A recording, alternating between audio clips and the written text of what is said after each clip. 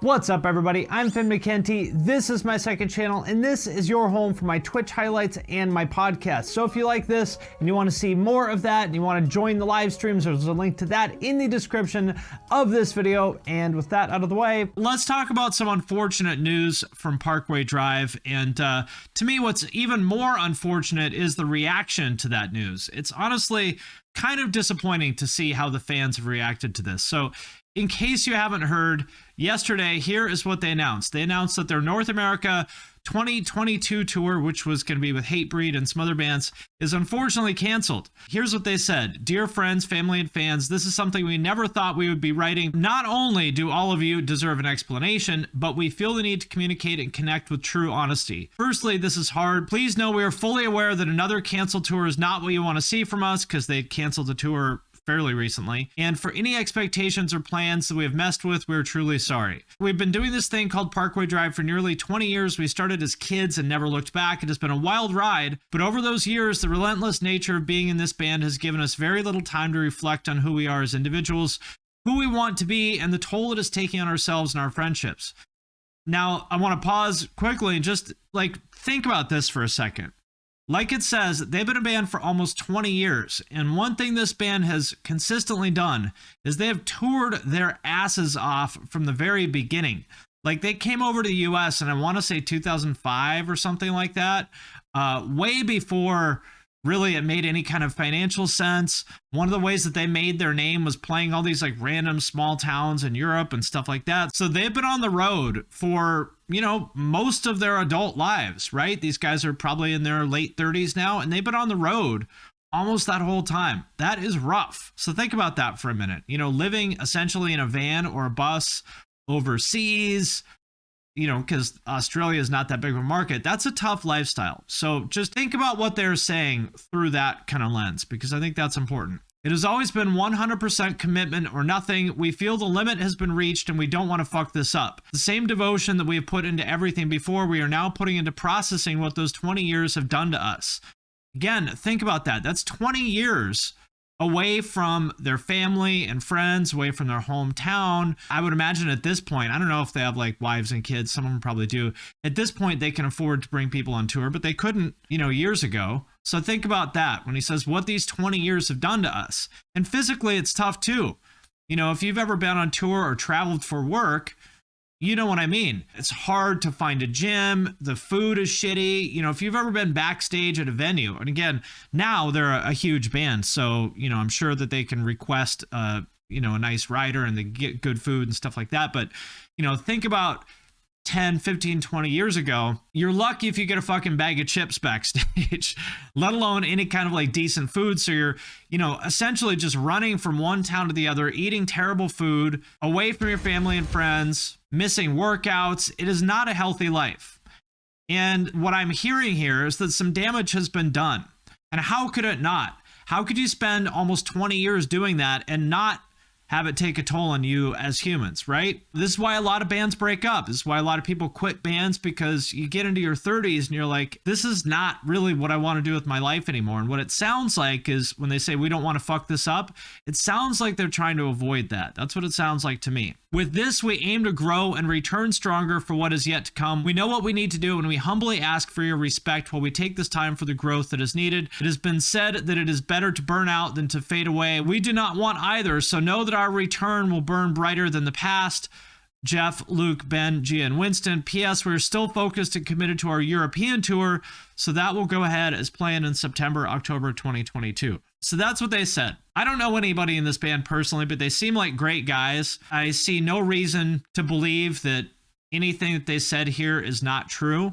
Some people were speculating that the real reason they canceled this tour is because ticket sales were soft, which I don't know if that's true or not, but some people were saying oh, the venue near me was half sold out 6 weeks out. This tour wasn't going to do well. That's why they canceled it.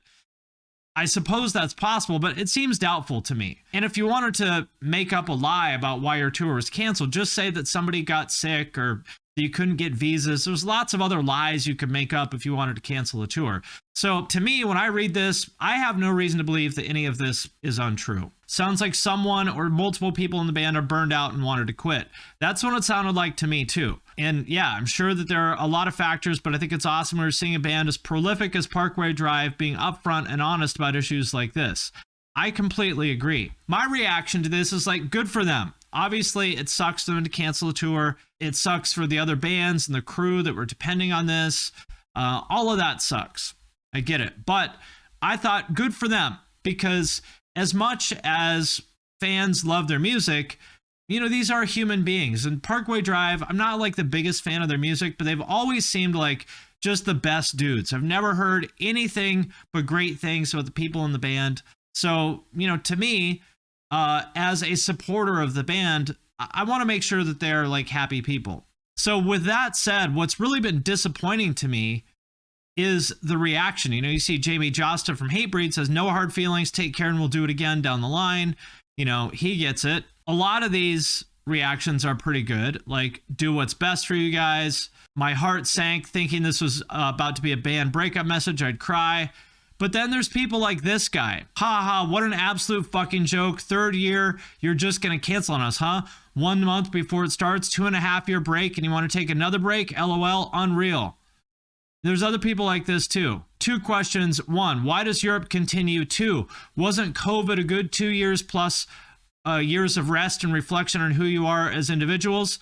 Been waiting for years for North America and return, and this is a major bummer. So there's quite a few reactions like this. Again, a lot of them, probably most of them, are supportive, but there's a significant number of people who are basically like, what the fuck, guys? You had 2 years off. Wasn't that enough? And this is like indicative of something that I really dislike, which is like fan entitlement. Remember, these guys are human beings. They do not owe you anything. Obviously, they're appreciative of this. They know how much this is going to disappoint people. They don't want to do this. For whatever reason, they feel like they have to. And it's a bummer to me that people are this entitled. Imagine this was your boss saying this to you. Let's say you, I don't know, took a week off for vacation, and the day you were supposed to come back, like you had some sort of family emergency or you were still sick or whatever, and you're like, hey boss, sorry, I can't come in.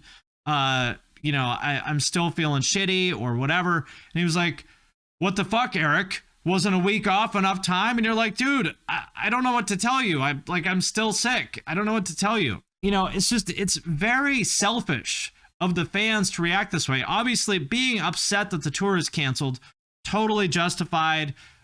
Everyone should get their money back. Like, I totally understand that. But this entitlement is really disappointing. Yeah, bosses do say that stuff, though, and it fucking sucks.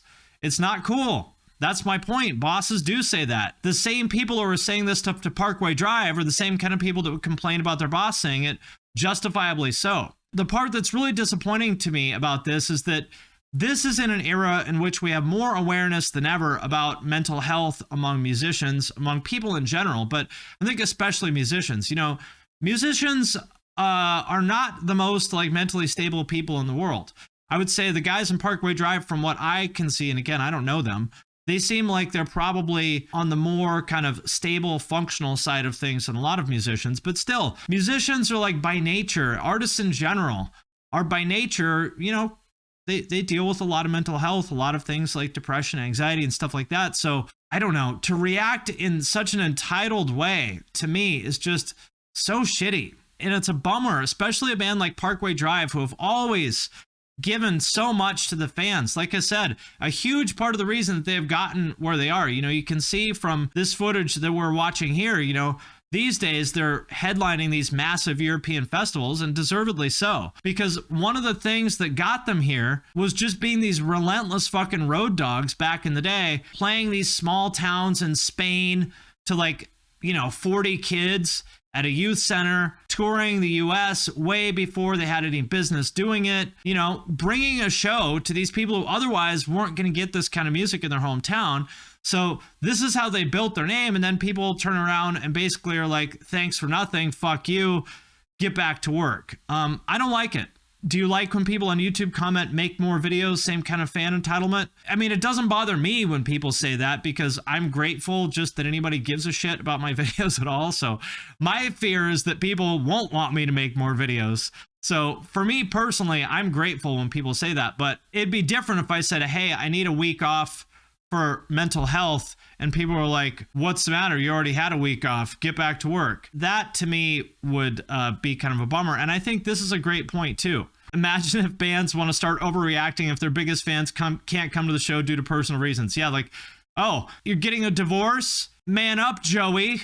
Buy a fucking ticket like everyone else. Skipping our show isn't going to make our wife take you back, Joe. Like, imagine if they reacted the same way, you know? Exactly. Mental health doesn't have a fixed schedule. Watching a tired band performing is not fun. This is a great point, too. The idea that once you have made it as an artist or a human in general, that your mental health or personal problems go away is not true. I mean, look at Juice WRLD. He was on top of the fucking world when he died. Massive, like one of the most popular artists of his generation when he died, right? And we've seen this from lots of other people too. So the idea that just because a band is successful, that somehow that means that these issues shouldn't apply to them is just like, it's a very uncharitable and kind of like just, I don't know, like the lack of empathy in that kind of point of view is really just a bummer to me. If anything, I would say that when I read this post, what I hear is that the fact that we are successful is why we need this break. Because think of what it takes to achieve this. Wouldn't that just grind you to dust? Like, if you've ever been on tour, dude, it's fucking hard. It's not working in the salt mines, right? Like, this is not like forced labor. Obviously, there's worse things, but being on tour for months and months and months and months like this is hard fucking work. It's going to grind you out to do that for 20 years. Devil's advocate, I think a lot of people have the mindset of, I don't get to take months or years off at my job, so why can they do that? That's a fair point. However, consider this. For bands, taking 2 years off for COVID was not a break. It was stressful as fuck, because that's like you getting laid off for 2 years and they don't get unemployment. So I would say that 2-year break for most bands was not fun. It was stressful as fuck, because all of a sudden their job just went away, because for most bands, you know, they make their money playing shows. That said, like, I totally get it. If fans, like, you know, if you're upset at the band for canceling too many shows, that's fine. Like, don't go see them. But to complain about it on social media, though, that's the part that kind of bums me out. Anyway, I just kind of want to talk about that to start with. Again, the guys in Parkway Drive seem like the best dudes. They seem like really genuinely, you know, just good, kind people. And I don't know what's going on behind the scenes, but it sounds like it's pretty serious stuff. I hope that they're doing well. I hope that they're able to like get this sorted out, get back on the road. And, you know, just remember, like, it's totally okay to be disappointed, but when someone tells you that they're going through something, you know, mental health related, just try to be a little bit understanding and charitable. Entitlement is not the right answer.